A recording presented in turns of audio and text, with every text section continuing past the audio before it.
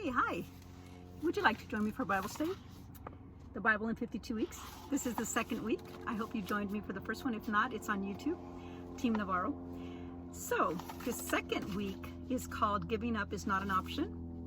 And it's found in Genesis 22 through Genesis 42. So, pretty much 22 chapters.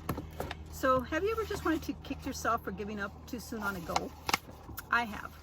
I remember when I was younger, I tried everything and I would always give up. I just never put my full effort or my full energy into anything. I would give up. So I kicked myself for that, you know. I tried music, I tried band, I tried drama, I tried all kinds of stuff. I was okay at different things, but I just never, stuck to something to the fullest. Like, my kids, they play sports and I mean, they're really good at it because they invest a lot of time and energy and they don't give up. Well, for example, maybe you told yourself you didn't have time to go back to school and complete the degree, or even though you were only a few credits shy of graduating. Life happens. Maybe you had financial struggles. You were caring for an ailing loved one or had kids or so forth, so you put your dreams off. So you gave up and told yourself that it was just too late. Well, in Genesis 35, Rachel died before reaching her promise. Isn't that sad? So we don't want to go through life and not complete our dreams or our goals that we have. We want to be encouraged today to complete your goals and your dreams, okay? So let's talk about the story about Rachel. If you've been keeping up with the readings, you know that in Genesis 30, Rachel grieved over the fact that she could not have a child. Her sister Leah was fruitful, but Rachel was unable to conceive, which caused her very much pain and heartache. But God finally blessed Rachel with a son, whom she named Joseph. After experiencing this miracle, she immediately spoke a prophetic word into her own life. Have you ever done that? Like said, I'm going to do this, or I'm going to do that, or God's going to bless me with this, God is going to bless me with that. Why not? She did. And so she said that she would have another son. She had faith that God could do it again. Isn't that amazing? So if God did something for you one time, why can't he do it again and again and again? So she had that faith. But Rachel also made a mistake. She didn't have enough faith. We always need to pray for faith, to put God completely first. What stopped her was that she was worshiping idols, and it brought her down. That was her downfall.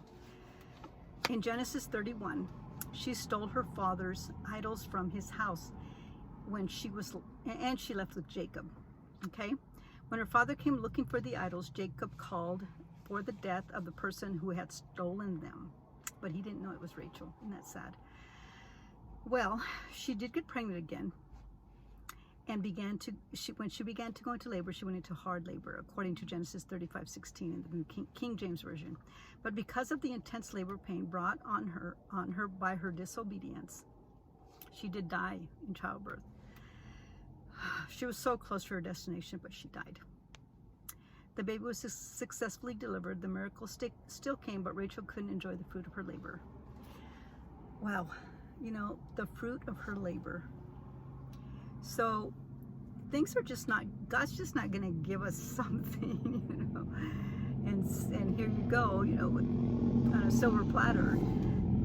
We have to work for it. That's what labor is. We got to work. We got to do something. We got to do our part, and God will do his part, right? We got to put faith into practice, into action.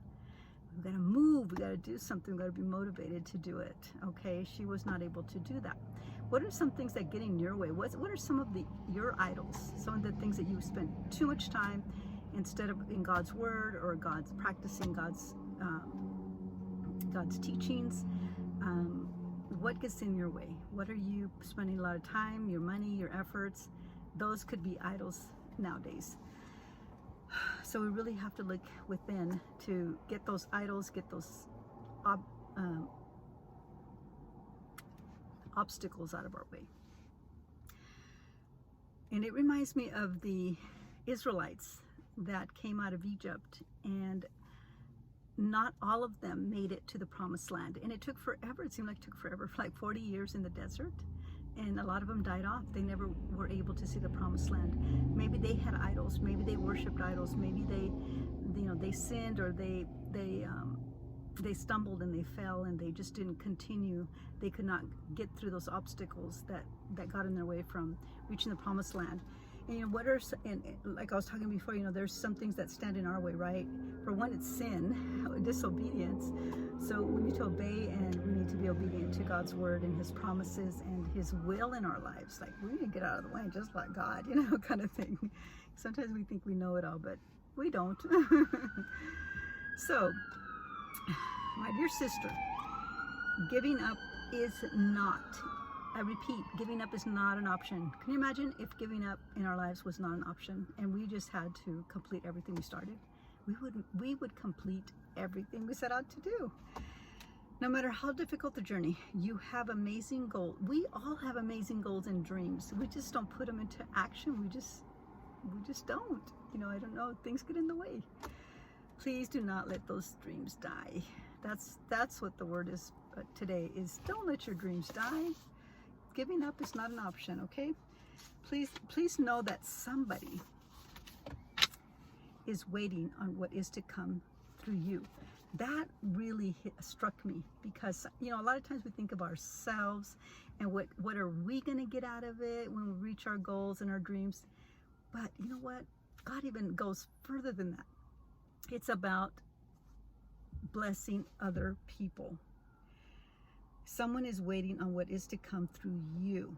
They are waiting on a mentor, a book, a business that has to be birthed through you. So pick up those dreams, back up, dust them off, and get back on track. You are much closer than you think.